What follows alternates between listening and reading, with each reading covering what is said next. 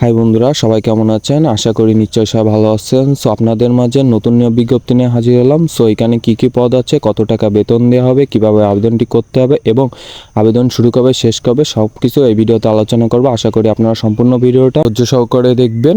আর মূল ভিডিও আলোচনা করার আগে ছোট্ট একটা অনুরোধ, যারা ইউটিউব থেকে ভিডিওটি দেখছেন তারা চ্যানেলটি সাবস্ক্রাইব করে দেবেন, আর যারা ফেসবুক পেজ থেকে দেখছেন তারা পেজটা ফলো দিয়ে রাখবেন, কেননা এখানে প্রতিনিয়ত সরকারি বেসরকারি চাকরির আপডেট প্রকাশ করা হয়। তো চলুন কথা না বেরিয়ে মূল ভিডিও যাওয়া যাক। বন্ধুরা, আজকের নিয়োগ বিজ্ঞপ্তি হলো অর্থ মন্ত্রণালয় অর্থ বিভাগ নিয়োগ বিজ্ঞপ্তি। নিয়োগ বিজ্ঞপ্তিটা প্রকাশিত হয়েছে বন্ধুরা 27 মার্চ 2024, ঠিক আছে। তো এখানে টোটাল আমাদের পদ সংখ্যা নিয়ে আলোচনা করি। এখানে হচ্ছে প্রথম পদ আপনাকে কম্পিউটার অপারেটর বলছে, এখানে 8টি পদে নিয়োগ দিবে। এবার এখানে কোনো শিক্ষিত বিশ্ববিদ্যালয় হতে এবং কম্পিউটারে আপনাকে দক্ষতা থাকা লাগবে, ঠিক আছে। 2 নম্বরটা বলছে হচ্ছে 60 মুদ্রাকি কাম কম্পিউটার, এখানে 13টি পদে নিয়োগ দেবে। এখানে আপনাকে কোনো স্বীকৃত বিশ্ববিদ্যালয় হতে স্নাতক। তারপরে বলছে কম্পিউটার প্রশিক্ষণপ্রাপ্ত 60 লিপি সর্বনিম্ন ইংরেজিতে 70, বাংলায় 45 শব্দ, মানে আপনার কম্পিউটার অভিজ্ঞতা থাকা লাগবে সেটা বলছে, ঠিক আছে। তারপরে বলছে বন্ধুরা 3 নম্বরটা বলছে যে অফিস সহকারী কাম কম্পিউটার, এখানে হচ্ছে 14টা পদ আছে। এখানে কোনো স্বীকৃত বোর্ড হতে উচ্চ মাধ্যমিক সার্টিফিকেট সম্মান পরীক্ষা উত্তীর্ণ, মানে আপনি এইচএসসি পরীক্ষায় এইচএসসি এইচএসসি পরীক্ষায় আবেদন করতে পারবেন, ঠিক আছে। এবং আপনাকে কম্পিউটার দক্ষতা থাকা লাগবে। আর লাস্ট পদ বন্ধুরা বলছে যে ডাটা এন্ট্রি কন্ট্রোলার, এখানে একটি পদে আবেদন করতে পারবেন কোনো শিক্ষিত বোর্ড হতে উচ্চ মাধ্যমিক, মানে এখানেও এইচএসসি পরীক্ষায় আবেদন করতে পারবেন। তো আপনি এই জেলাগুলো থেকে আবেদন করতে পারবেন, ঠিক আছে। এই জেলাগুলো থেকে আবেদন করতে পারবেন, আমি দেখাচ্ছি, আপনারা দেখে নেবেন যে কোন কোন জেলা থেকে আবেদন করতে পারবেন, ঠিক আছে। তারপর বন্ধুরা এইখানে হচ্ছে 5 নম্বর পদ বলছে যে অফিস সহকারী কাম কম্পিউটার মুদ্রাক্ষিক, এখানে 2টি পদে, এখানে কোনো শিক্ষিত বোর্ড হতে উচ্চ মাধ্যমিক, ঠিক আছে। তারপরে এখানে আপনি এই জেলা থেকে আবেদন করতে পারবেন। এখানে বলছে ঢাকা, ময়মনসিংহ, রংপুর, কুড়িগ্রাম জেলা ব্যতীত অন্য সকল জেলা আবেদন করতে পারবেন, ঠিক আছে। মানে ঢাকা, ময়মনসিংহ, রংপুর ও কুড়িগ্রাম জেলা ছাড়া আর সবাই আবেদন করতে পারবেন। তারপরে বন্ধু বলছে যে অফিস সহায়ক, এখানে অফিস সহায়ক বলছে এখানে 10টি পদ আবেদন করতে পারবেন। এখানে 10টি পদ আছে। তো এখানে কোনো শিক্ষিত বোর্ড হতে মাধ্যমিক, মানে আপনি এইচএসসি পরীক্ষায় এখানে আবেদন করতে পারবেন। তো আপনি এই জেলাগুলো থেকে আবেদন করতে পারবেন: ঢাকা, মানিকগঞ্জ, ময়মনসিংহ, চট্টগ্রাম, বান্দরবান, কক্সবাজার, চাঁদপুর, কুমিল্লা, খাগড়াছড়ি, নোয়াখালী, রাঙামাটি, রাজশাহী, জয়পুরহাট, সিরাজগঞ্জ, নীলফামারী, ঝিনাইদহ, চুয়াডাঙ্গা, কুষ্টিয়া, ভোলা, পিরোজপুর, সিলেট, মৌলভীবাজার, ঠিক আছে। তবে এতিম, শারীরিক প্রতিবন্ধী যদি হয়ে থাকেন তাহলে সকল জেলা থেকে আবেদন করতে পারবেন।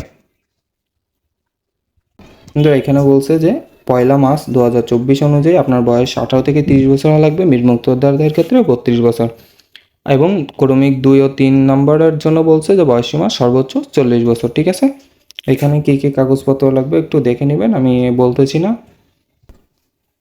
তারপর বন্ধুরা অনলাইনে আবেদন সংক্রান্ত তথ্য বলি।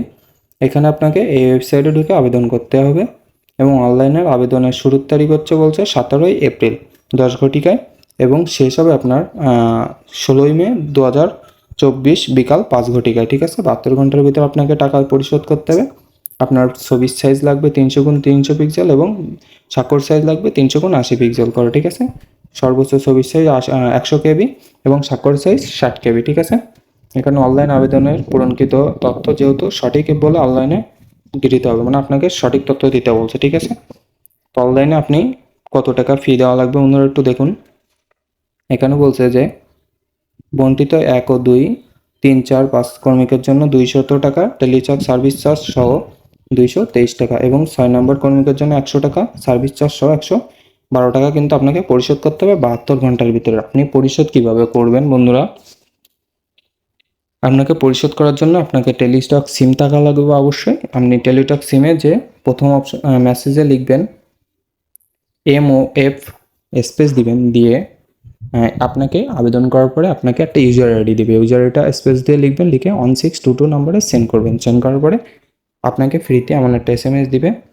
SMS দেওয়ার পরে আপনাকে দ্বিতীয় একটা SMS করতে হবে, ঠিক আছে। দ্বিতীয় একটা SMS-এ আপনাকে যে লিখতে হবে MOF স্পেস দিবেন, লিখে ইয়েস লিখবেন। আপনাকে একটা প্রথম SMS-এ আপনাকে একটা পিন নাম্বার দেবে। পিন নাম্বার দেওয়ার পরে আপনি সেন্ড করার পরে আপনাকে কিন্তু এমন একটা মেসেজ দিবে যে কংগ্রাচুলেশন সাকসেসফুল আপনার পেমেন্ট, ঠিক আছে। আপনার আবেদন এখানে সম্পূর্ণ হয়ে যাবে। তো আপনাকে একটা পিন নাম্বার এবং ইউজার আইডি এবং পাসওয়ার্ড দিবে। এই পাসওয়ার্ড আর ইউজার আইডি আপনি সুন্দর করে চেক করে রাখবেন বা স্ক্রিনশট মেরে রাখবেন বা কোথাও লিখে রাখবেন না। পরবর্তীতে আপনাকে প্রবেশপত্র ডাউনলোড করার জন্য কিন্তু পাসওয়ার্ডটা এবং ইউজার আইডিটা প্রয়োজন হবে, ঠিক আছে?